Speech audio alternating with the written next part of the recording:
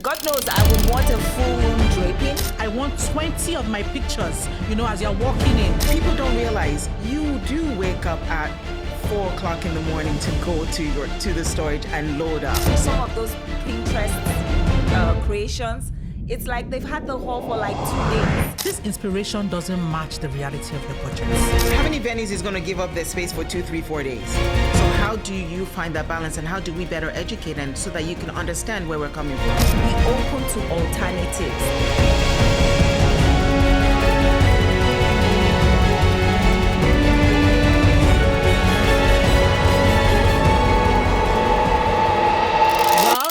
Episode 1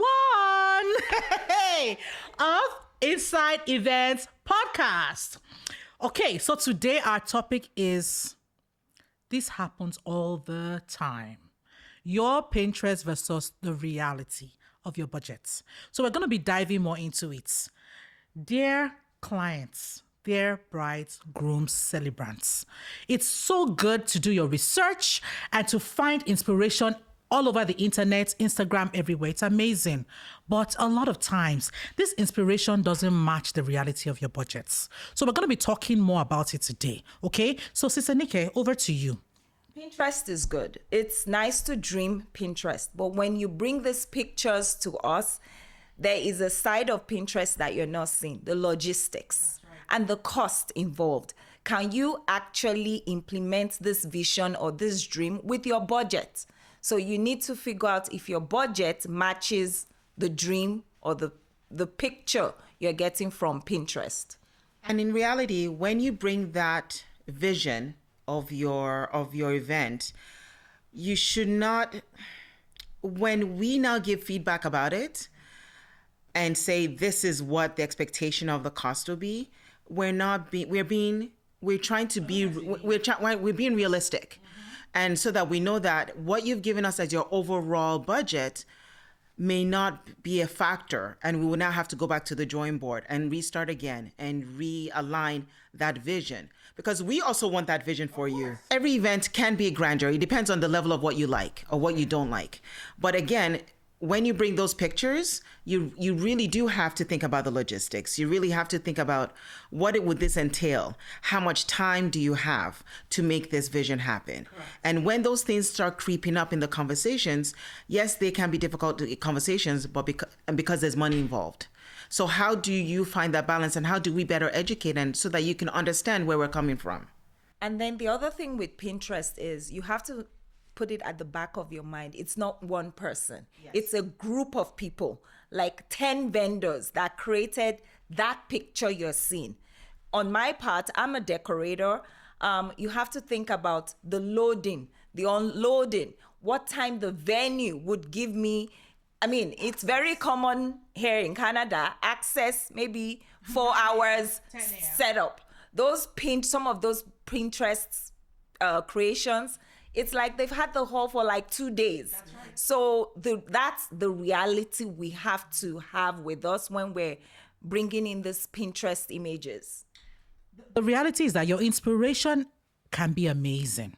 But if you are in North America, the actualization is the question. So like she said, some productions take 2 days, 3 days. Some actually take 4 days. Some productions take set creation where you have to build the set from scratch. So when you send these inspirations, you're looking at Vicky James' wedding, you're looking at Adeola's wedding, you're looking at some wedding that trended, and you're like, oh, I want 20 of my pictures, as you're walking in. I want the clouds. I want the...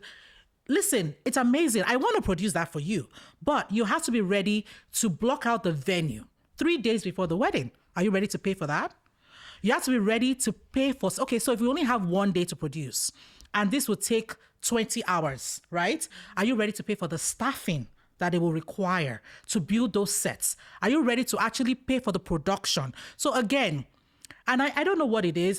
Laura, because we're both planners. I don't know what it is, but I'm finding like in Canada, at least thank God it's better now. But there was a time when people will come to me and say, my budget is 2,500.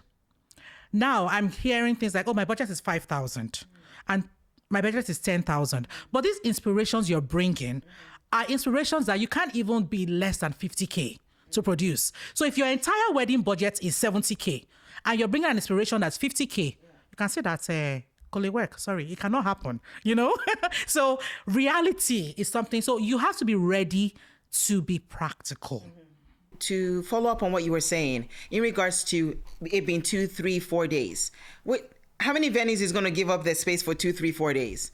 When you have venues sometimes that will have an event in the morning and they tell you, oh, you only have 1 hour, 2 hours.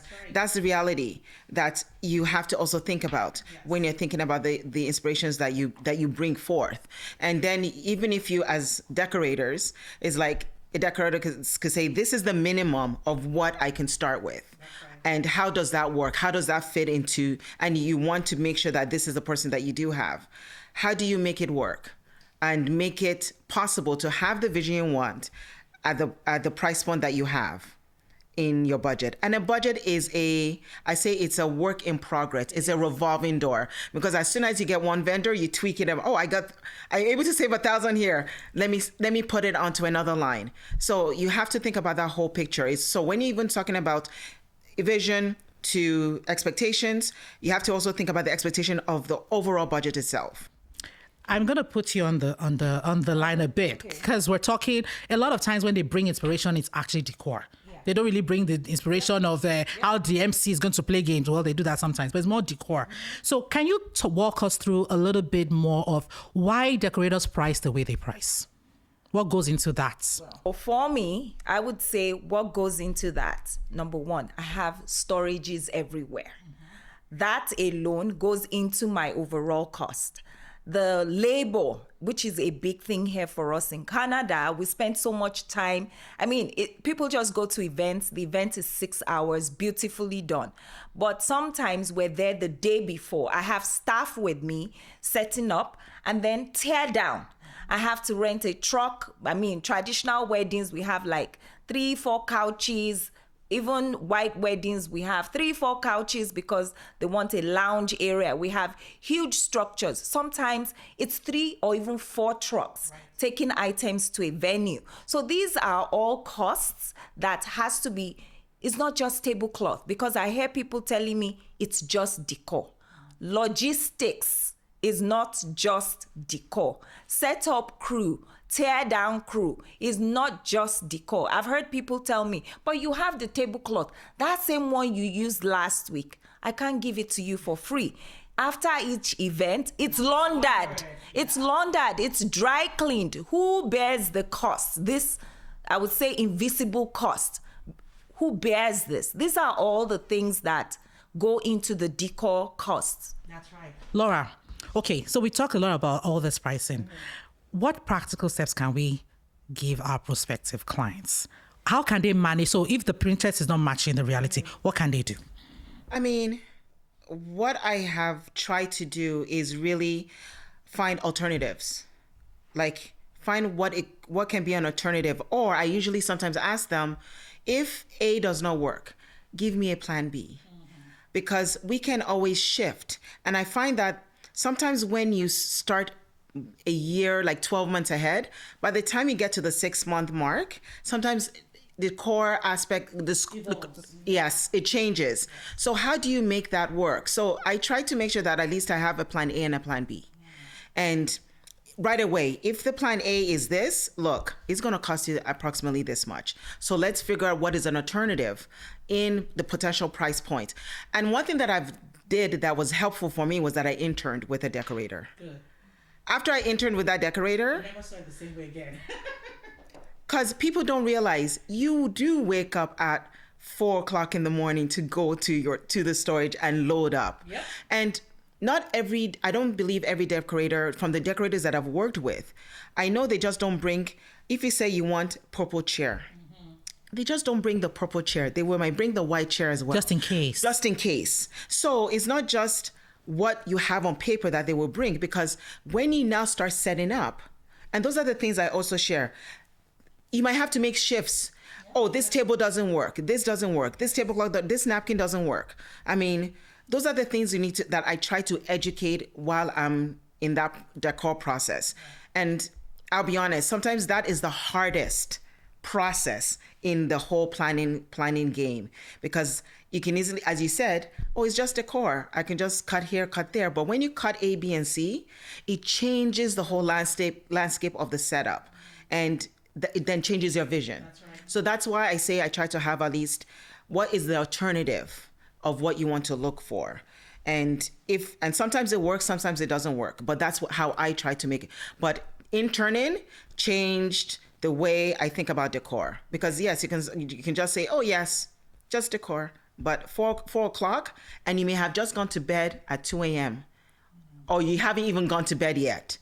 So those are the things that people don't really notice or think about. Okay. What about alternatives, like instead of fresh flowers, right, using silk, like other money-saving ideas? Yeah, I do that a lot with my clients. When they come to me, I actually call some flowers double duty flowers.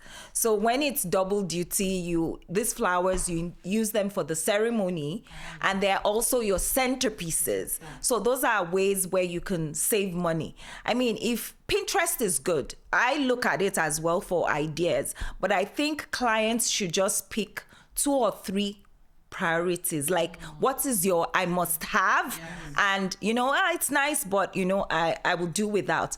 And then be open to alternatives. Like Laura just said, like Adeola said, when you come to us and we're like, ugh, that centerpiece is like gonna be 300 per centerpiece because you're doing fresh. But how about I can replicate it, but let's use silk flowers. So be open to alternatives. Trust your planners, trust their advice, trust their guidance, and you will be able to achieve a look that is not the Pinterest look, but close enough. And I think that's just the way I feel.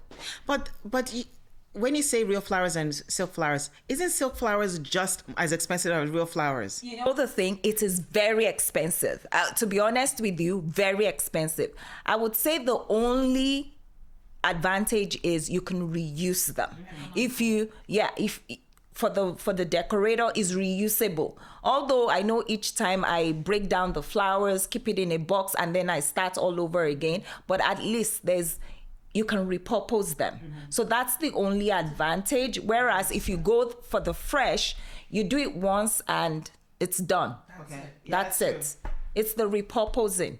That's where, when we say it's less expensive, we don't mean like it's cheap. Yes, I just want because sometimes that's why people sometimes think that, oh, if it's less expensive, that it's not, and it will not produce the same quality I want. I think that silk or faux flowers are equally as beautiful, because some people say, oh, it's going to look fake. No. However, depending on the style and the design, right?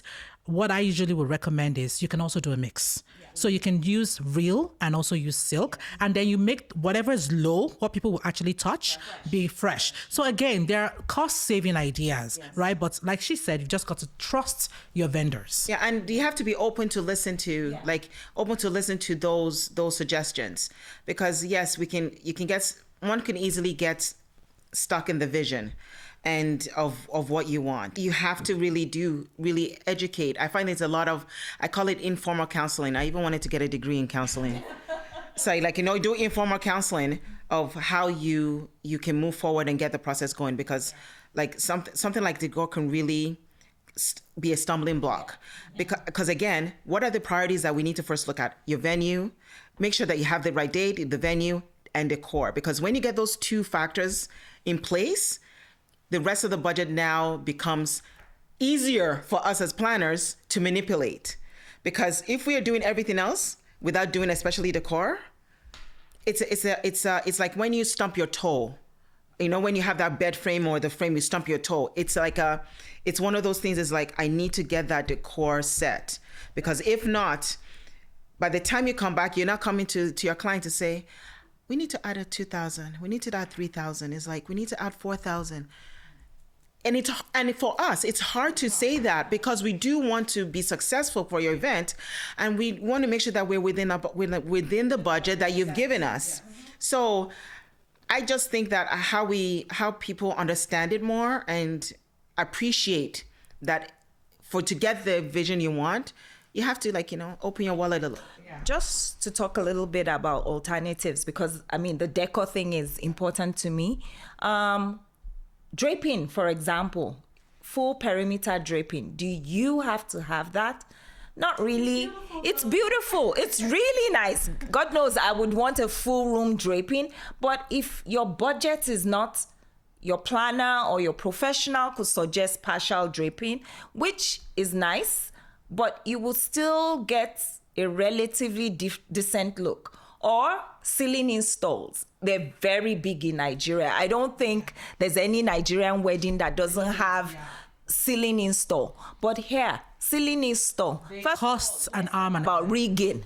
The cost of rigging. Not everybody understands what rigging is. So you need to explain. Rigging is that equipment that you need to get to the ceiling. And even if you have the rigging, it's either it has to be a licensed company, or the venue will say the individual that they have a company that they use. So if they give you the bill of rigging, it might be just the cost for a 8x4 to rig an 8x4. Yes. Is a lot. Yeah. So, and that rigging has to be done because there's a safety issue that is applied. So those are the things you need to really think about. Who says we don't want the whole ceiling to be decorated? One would love to do that. But again, you have to really think about those costs and those logistics. And can the rigging come at the time that you need them to come? Because then you have to wait on them to finish before you can do anything else. Yes. Because again, there's a safety factor that is involved.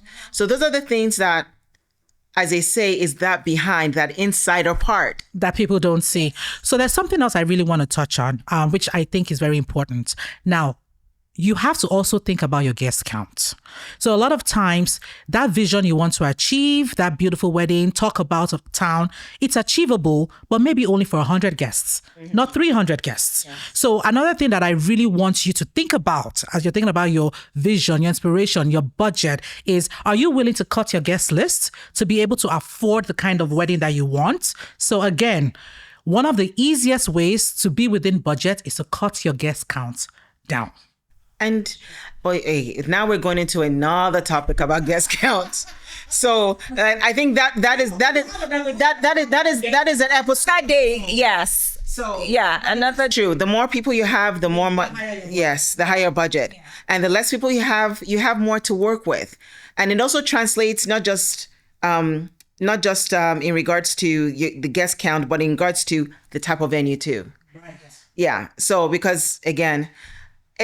Guest count is another topic on its own. So I'm going to leave it at that. And guys, if you're going to have an inspiration, the venue that you pick is very important. You cannot pick a venue. You can't pick a community center and expect it to have, and you want all these installations. No. Again, when it comes to your inspiration versus your budget, talk to a professional. I'm going to wrap up with that. I'm going to interject before we wrap. No. You can have a community center, but you need community manpower. Yes. And community manpower is not my favorite friends. It's rare to have friends who would help out. But you have to remember, the friends also want to enjoy themselves. Yes. So when you're thinking, even if you want to use a community center, when you have amazing decorators like Decor, could change the whole scope, you also have to think of the manpower to make it happen. But again, that's another. Anyway, Pinterest is nice. Dreams with Pinterest, but at the back of your mind, it might not be a realistic dream. Because even this Pinterest, some of them are style shoots. So they're not real. Have you guys seen most of these Pinterest pictures with candles? And you're like, oh, that's what I want. There is no venue. Well, majority of the venues would not allow candles. Open flame. Yeah. It has to be enclosed. So a lot of even these inspirations are not realistic, at least for our Canadian market. So again, talk to a professional. Thank you. Thank you. All righty. See you guys at the next episode. Like, share, follow us. Inside Events Podcast. Okay. Like, share, follow us. Inside Event Podcast. Thank you. Okay. we know that was long, but as you could tell, there was a lot of